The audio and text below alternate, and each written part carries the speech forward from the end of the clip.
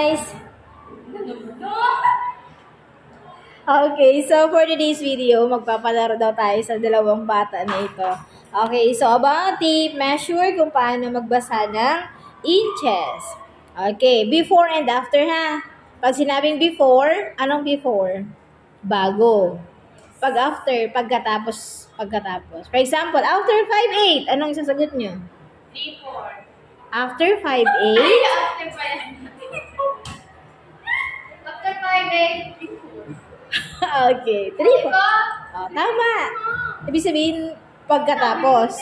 3'4". Okay. Sinabi niya, 3'4". Naka-record. Uy, ayusin ang steps. Andiyan na kayo dalawa?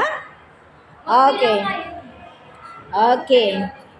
Sabay. Okay, so ilang lines meron in 1 inch? 8. Ah! Yes, Next. Ano ang basa dun sa unang line? 1'8". Di ko din malala. Okay, 1/8. O, dyan ka lang. 1/8. Okay, next. Ano ang nasa gitna? 1/2. 1/2. Okay. Next. Ano ang bago mag 3/8? 1/2. 1/4. 1/4 bago mag 3/8. Maunahan ka ni Hardo.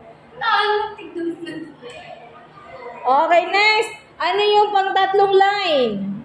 3/8. 3/8. Ano yung pang 7 line? 7/8. 7/8. Ano yung pang 5? Ano siya mag-sunod pa na? 5/8. Okay. Ano sunod sa 5/8? 3/4. 3/4. Step. Okay, next. O, ate, manay po na sa akin. Next. Boom. Ano ang sunod sa 1 and 3/4?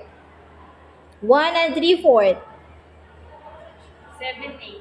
1 and 3/4. Ano? Ha? Ano ang sunod sa 1 and 3/4? 3/8. 1 and 3/4. Ha? 1 and 3/4. 1 and 3/4. Yes. 1 and 7/8. Yun. 1 and 7/8. Okay. Ano? Anong gusto mo? Piso o 5? 5. Okay. Bigyan natin siya guys ng 5. Ay, yung 5 na. Binigay ko lang sa'yo, te. Hindi ko na makagawin eh.